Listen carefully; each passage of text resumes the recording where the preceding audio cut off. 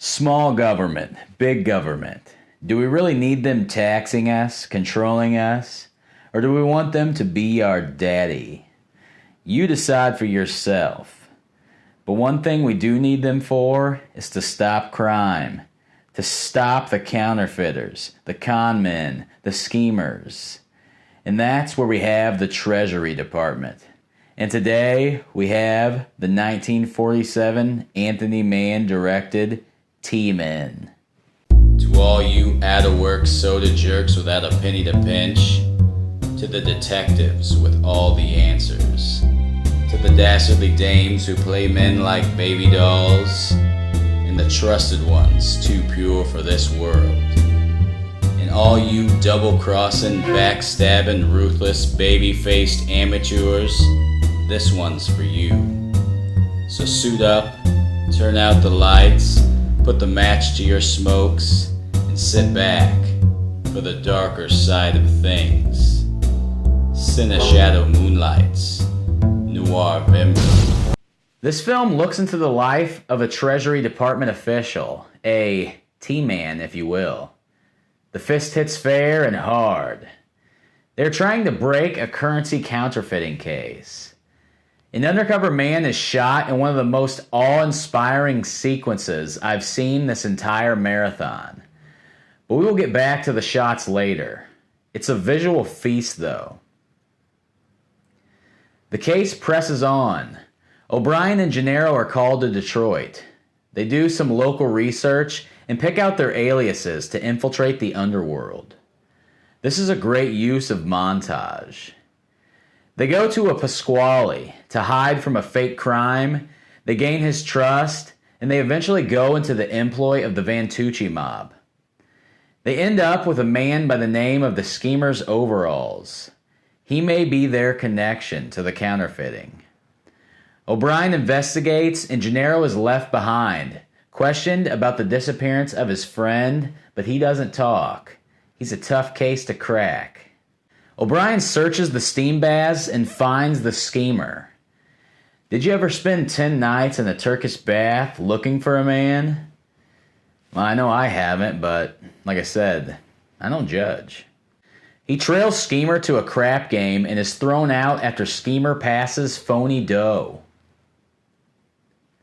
At the Schemer's apartment, O'Brien roughs him up a bit, and they decide to go into business together. Schemer, he's got the good Chinese paper, and O'Brien, he's got the good print. O'Brien moves up in the game while Gennaro works on the Schemer. At one point, Gennaro's new wife and friend spot him out while he's undercover. They approach him and he has to act like, hey, I don't know you, lady. But it may be too late for him. The Schemer's noticed.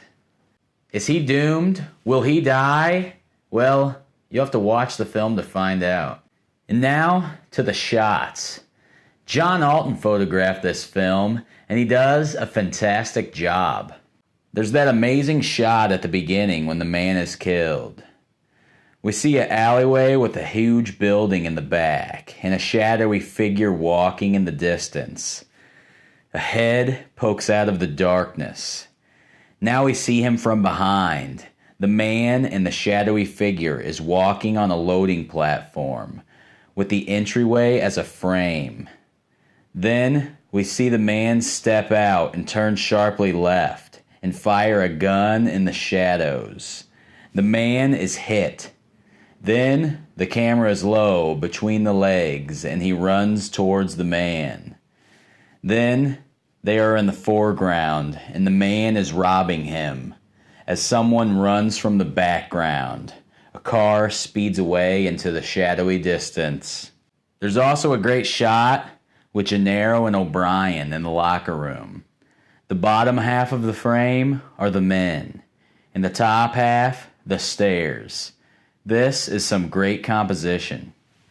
There's also a shot through a window with an X in the foreground, while O'Brien is searching for the man in Chinatown. And there's a lot of low angles and high angles. This is the best cinematography so far. Finally, there's a shot when Moxie takes out the schemer in the steam room. He turns up the steam on him and locks him in there. We see through the door the schemer trying to breathe for air, and he can't. It's like something straight out of the Friday the 13th franchise. Hey man, let's make a scheme. Overall, if you're interested in anything at all that I've been saying this month, check it out. It's truly a visual feast. I mean, I had no idea that my eyes were so hungry. And if you can't get enough, go and watch some other John Alton photograph films like He Walked by Night, Raw Deal, and Father of the Bride for the wicked dream sequence.